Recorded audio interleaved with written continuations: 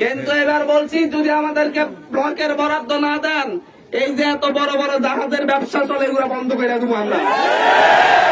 ভোলাই block হয়ে গেছে, মনপুরায় block হয়ে গেছে, কিন্তু আমাদের হাতিয়ার কপালে জুটে নাই।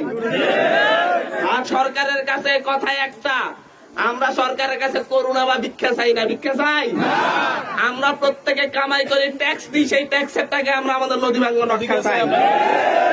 যেখানে ব্লক শেষ হয়েছে এখান থেকে 6 কিলোমিটারের বরাদ্দ হয়েছে একেবারে ইয়া পর্যন্ত, ভূমিহীন বাজার পর্যন্ত।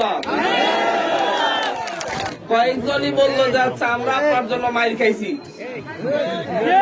আমি বলছি আমিও আপনাদের জন্য মাইর খাইছি। আপনারা যেমন আমার জন্য, আমিও আপনাদের জন্য। আমি আপনাদের কাতার থেকে এই জায়গায় আসছি। আমার জীবনে কোনো পরিবর্তন নাই, আগে যেমন ছিলাম এখনো তেমনই আছি। এখন আমার চাচারা, আমার বাপে আগে যে ঘরে থাকতে এখন ওই ঘরে থাকেনি। আমি আপনাদের জন্য লড়াই করতেছি, সংসদে আপনাদের জন্য কথা বলছি।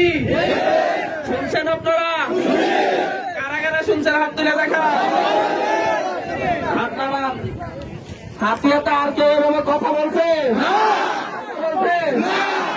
আমি মন্ত্রীকে মুখের উপর বলছি যে আচ্ছা আমার ছোট বাজেট লাগবে না, বড় বাজেট লাগবে, বলছি না?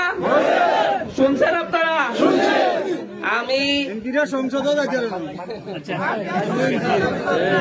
আমি আপনাদের ভোকাল, আমি আপনাদের কণ্ঠস্বর, আমি আপনাদের ভাই, আপনাদের ছেলে। আমি আপনাদের হয়ে সরকারের সাথে দেন দরবার করতেছি। আমার এই হাতিয়ার প্রত্যেকটা মাটি, প্রত্যেকটা ধূলিকণা রক্ষার জন্য আমি আমার সর্বোচ্চ ফাইট দিয়ে যাইতেছি। আমি আপনাদের কাছে আসছি শুধু আপনাদেরকে ভরসা দেওয়ার জন্য। আমি আছি, ভরসা রাখেন তো? ভরসা রাখেন তো? অলরেডি যেখানে ব্লক শেষ হয়েছে এখান থেকে 6 কিলোমিটারের বরাদ্দ হয়েছে একেবারে ইয়া পর্যন্ত, ভূমিহীন বাজার পর্যন্ত। তার মধ্যে 3 কিলোমিটারের টেন্ডার হয়ে গেছে। এই বর্ষায় গুরুত্বপূর্ণ জায়গা যেগুলো, এগুলোতে তারা বস্তা ফালাই দিবে, আর বাকিটা বর্ষার পরে ফালাইবো। গুরুত্বপূর্ণ বলতে রাস্তার মাথা রাতা যে জায়গায় আছে এই জায়গাগুলো রক্ষা করা হবে ইনশাল্লাহ।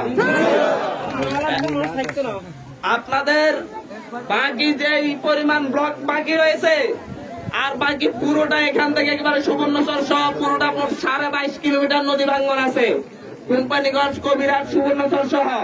তার মধ্যে আমাদের হাতিয়ায় আরো বাকি আছে হচ্ছে প্রায় 7 থেকে 8 কিলোমিটার। আমরা